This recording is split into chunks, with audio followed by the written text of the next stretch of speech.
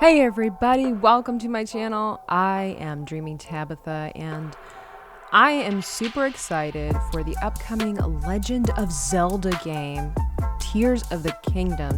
So I started off by taping everything and then embarrassingly enough, I forgot to hit record when I painted the sky blue. So you can just get to watch me paint clouds.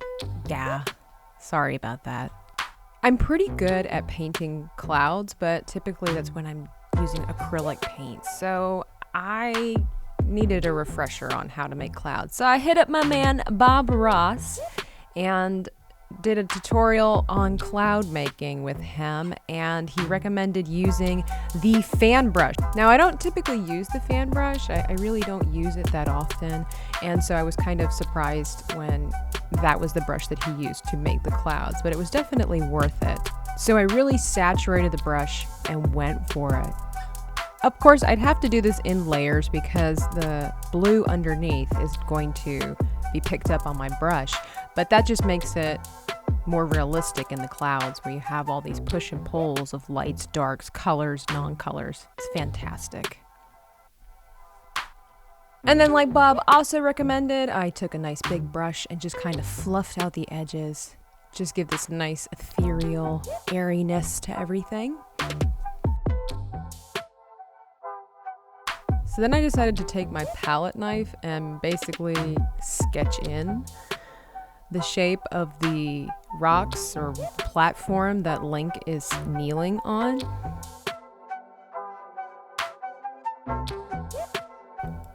So I've been really trying to work with my perspective, painting, and drawings, working on different angles to create the illusion of whatever I needed to. So I was kind of nervous to do this with my palette knife, but I figured if Bob can do it with a cabin in the woods, I could do it too. So I brought out my yellow because I thought that would be a really good place to start. Not too dark, not too light, kind of like a mid-ground, mid-tone. And I just dragged my palette knife across and sketched out essentially the basic shape of the platform before I started going in with my highlights and shadows and basically blocking everything in. This is a technique that I am learning to utilize.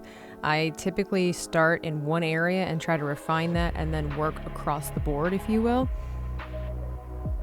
But as I've been listening, because I am a self-taught artist, I need to read and listen and watch a lot of other people and then just experiment on my own. I've watched other oil painting artists, and the blocking out is really, really helpful. It kind of befuddled me. It didn't make a lot of sense to me at first when I started watching how it was done. And basically what you do is just almost like squint at the subject that you're trying to paint so that everything kind of becomes blurry and that your eyes can only really focus on the darkest parts and the brightest spots. And then with that being said, because you'll notice a lot of times when they make fun of artists, they're always standing really far away from their canvas with long paintbrushes and they're like squinting at the canvas. And there's a reason for that, because you need to be able to squint and see all the highlights and the blurs and the shadows and things like that, and then try to just press them onto your canvas at a distance so that everything kind of makes sense. Up close, they don't really make sense, but farther away, it does. Once I got a pretty basic concept for the platform down, I was pretty happy with the size, the angles, the highlights, the shadows. That's when I decided to take my brush, take a little bit of a break from the platform, because sometimes you need to do that so you can come back at it with fresh eyes. I decided to put the little islands that are off in the distance, and they're just meant to be blurry. They're not supposed to have a lot of distinguishable shapes and things like that, not a lot of detail there. So then I just decided to pat out some little tornadoes. And, that way I could look at it later on and see how far I've come.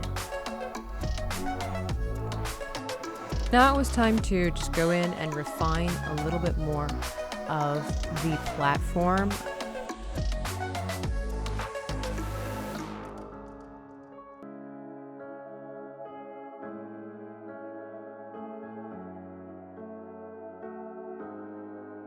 I switched over to my palette knife because I thought it would give a really neat effect, and the blending would be kind of choppy and uneven. And I was just trying something different. Impressionism is not really my thing. I like to try to have a lot of detail, but this was really a fun exercise to practice something that I'm not very familiar with, nor am I very comfortable with.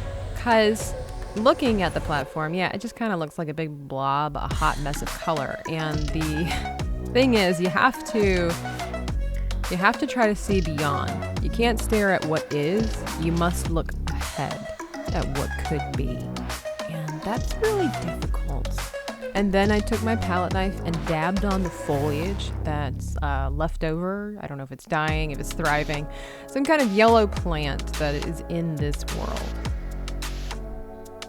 And now it was time to finally get to the hero of the painting, the hero of the story. That being the ever famous, the ever wonderful Zelda. Just kidding, it's Link. It's totally Link.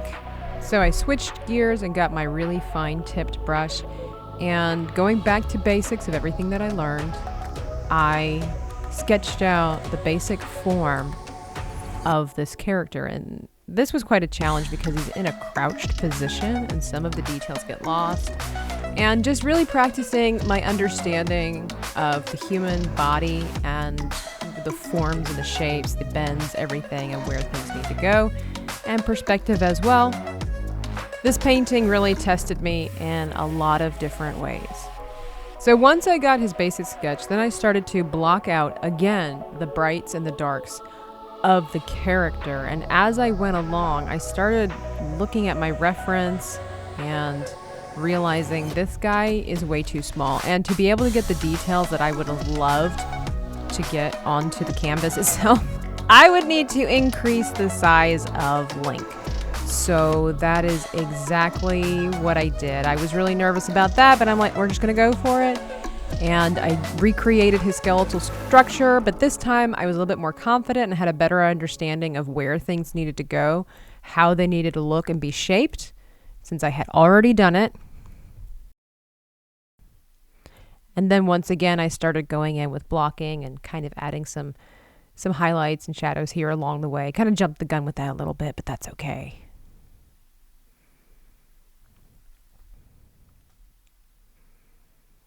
I was really concerned with how his face would look because it was so small. So even on the reference picture, you can see a lot of distinct features regarding his face. And I'm like, this is so small. You can see just how tiny the tip of the brush is here. And it's amazing how just the wrong highlight in one spot could throw off the whole symmetry of the face.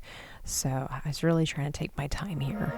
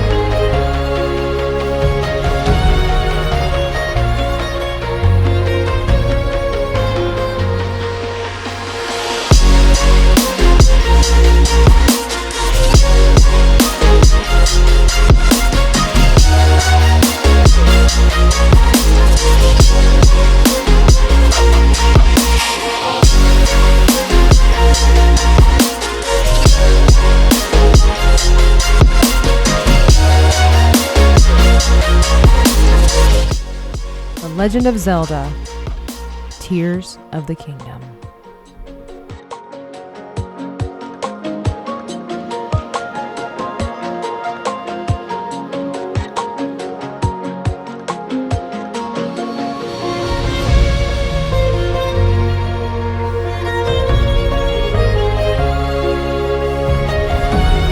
I hope you enjoyed this video. Please feel free to leave a like. Subscribe to the channel if you haven't already, but you've enjoyed what you've seen. And if you're looking for different ways to support the channel, you can hit me up on Patreon, where I do some behind the scenes and to come videos and art pieces. You can also purchase some of my artwork on Etsy. This painting will be available for sale if you're interested in it. You can email me at dreamingtabitha@gmail.com.